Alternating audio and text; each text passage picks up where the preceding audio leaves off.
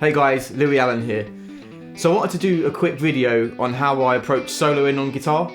So for me, there's two different things that I think about when I'm soloing, especially improvising. I think playing set solos is slightly different, but if you're improvising, then these two things are going to really help you out. The two things are melody and licks. So everyone's got their licks that they like to play and licks that they know and licks they use all the time. Sometimes it can get you stuck in a rut, which we'll talk about in another video. And the other thing is melody. Now melody for me is just kind of messing around in the scales, playing kind of like vocal style melodies that aren't licks and kind of are spontaneous sometimes.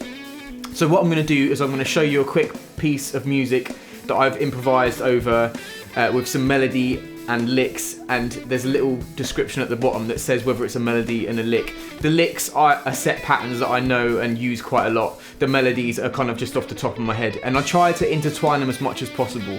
But anyway, let's jump straight in.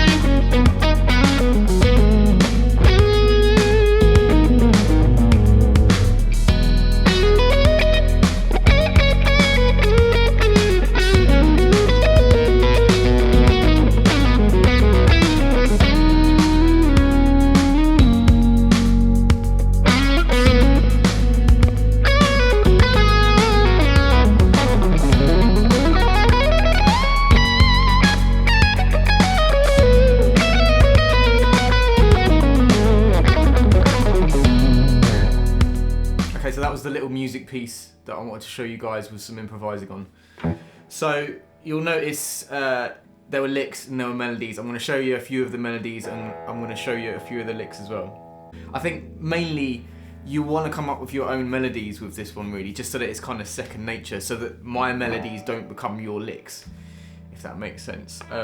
So one melody that I do all the time is this kind of thing.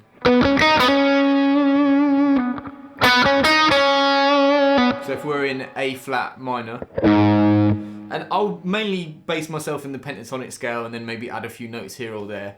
I'm not a jazz guitarist, so you're not going to get any kind of hexalydian, billion, willions from me. It'll be pentatonic-ish. So we're in A flat minor, and that lick sounds like this in that key. Or you can go, but mainly it's 4th fret on the G string, 6th fret on the G string, 4th fret on the B string, and then I go back to the 6th fret on the G string. And you can bend that a little bit if you want. And I'll just put that in context, like after a lick for you. Or for example. So the lick in that case would be, and the melody. Or if you had a slightly more technical lick, and then follow it with the melody. And you can change that pattern up as well, so you can be like. So you can play it kind of in different positions in the pentatonic scale and different positions in the neck as well.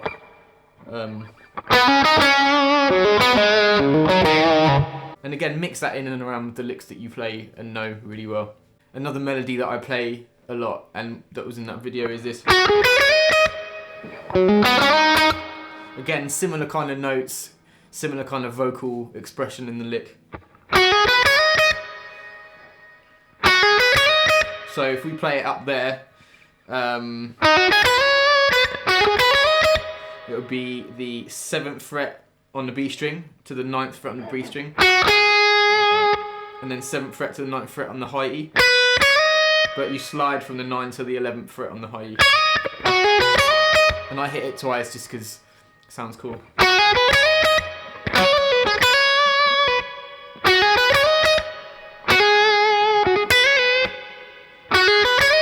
And then you can play it in different positions.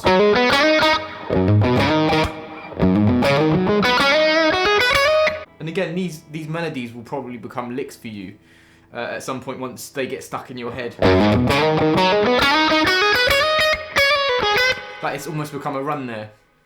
So that was a cool melody from that solo. I tend to play these notes quite a lot. They're quite a bluesy thing to do. I think I'll play it up here in the video. But we'll play it down an octave lower just so that you can see what I'm doing. So I kind of roll off 6th, 5th, 4th fret on the high E, and then to the 7th fret on the B, and then back to the 4th fret on the high E. So you have, and then come back to the 4th fret on the B. So that's your first bit. And then like another vocally bit is I'll bend like half of a step bluesy kind of thing on the 6th fret on the G string. So.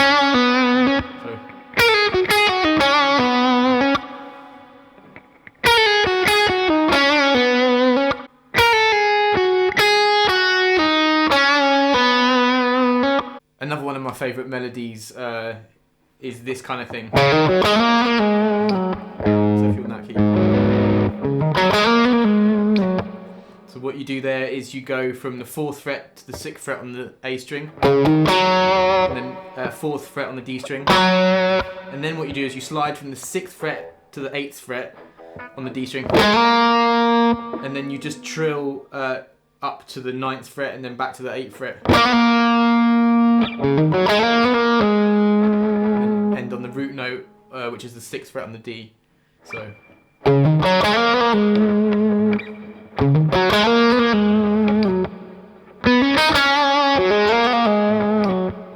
Okay, so you can see how the melodies are starting to come together. So that's, I'll play it a few more times.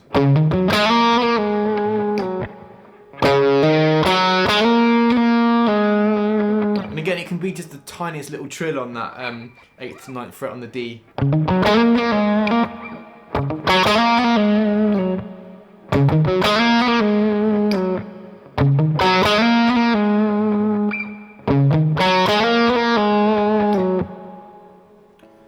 So one of the licks on that video is one of my favourite licks that I play actually. It's a kind of rip-off of an Eric Johnson lick, and it sounds like this.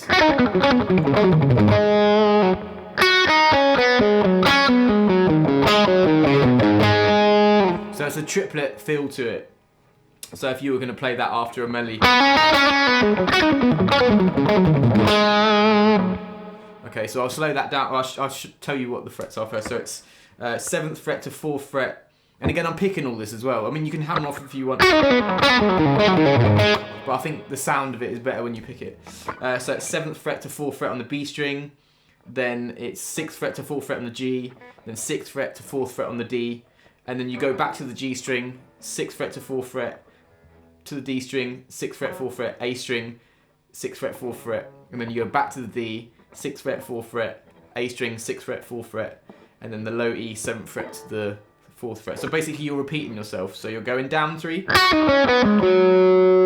and then down there for 3, and then.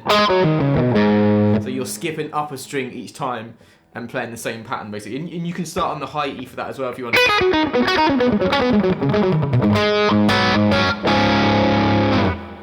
So that's one of my favourite licks of the video. There was one other melody that I wanted to show you, which I've just remembered, which is cool on the video. It's this kind of thing. So when you kind of slide up and down the scale on one string. So what I'm doing is sliding from the 6th fret to the 8th fret on the G string, and then sliding back to the 4th fret on the G string, and sliding up to the 6th fret, and then sliding down to the 3rd fret, and then just a little bend to the root note on the 1st fret on the G string.